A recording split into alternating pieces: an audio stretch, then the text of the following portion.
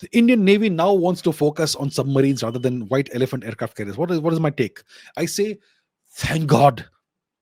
Thank God sense has finally prevailed. How many times have I said we need to stop focusing on aircraft carriers? We need to have more submarines. I've been saying this for 4 years now, at least, over here in public. I've always advocated more submarines. We already have X number of aircraft carriers, two of them. We don't want or need a third one. Why do we not want more aircraft carriers? An aircraft carrier is the is the principal naval ship of the 20th century. We are in the 21st century. The deadliest naval asset in the world today, in the 21st century, in the context of 21st century warfare, is the submarine. The stealthiest asset you can have. And you want distributed lethality. This is a principal, basic, fundamental concept of any kind of warfare. You want to distribute your lethality over as much territory and over as many platforms as possible. Don't concentrate your lethality on in one big platform, because that can be easily wiped out. It's a numerical game to destroy an aircraft carrier. It's just a mathematical certainty that if you fire enough missiles, then you will overwhelm the defenses and you will destroy it.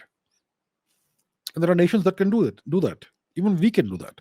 So aircraft carriers are, it's a nice prestige item to have. And I'm sure lots of naval officers would love to serve on something like an aircraft carrier.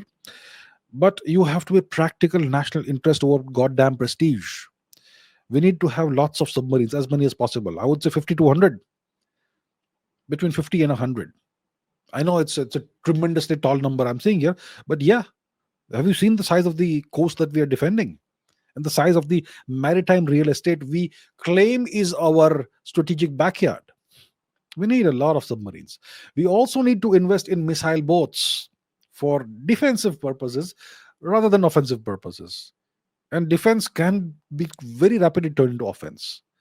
Imagine a missile boat, a small ship that, let's say, carries 3 BrahMos's. And if you have 100 missile boats, that's 300 BrahMos missiles. That is a frightening prospect for anybody. And that costs next to nothing compared to large warships. So there's so much you can do if you think creatively. But coming back to the question, I'm very glad that some sanity and some sense has finally prevailed. And we are now going to focus on submarines. So what we need is lots of submarines. Quantity has a quality of its own.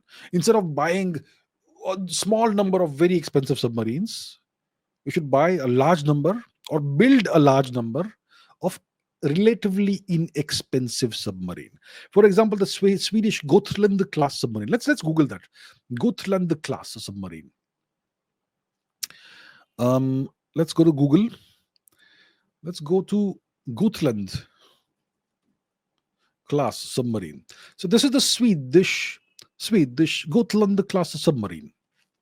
This is one of the deadliest submarines in the world, and it costs $100 million a piece. I assure you, $100 million for a submarine is peanuts. This thing is deadly.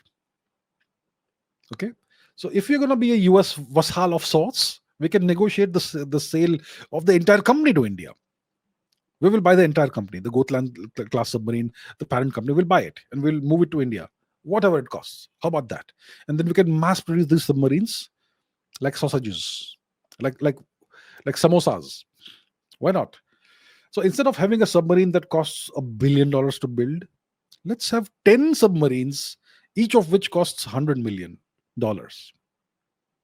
So we have to be creative. We have to look at various solutions. And you may ask me, what's the evidence that this submarine costs $100 million only?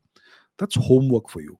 Go find out how I know that this submarine costs only $100 million a piece. Homework for you.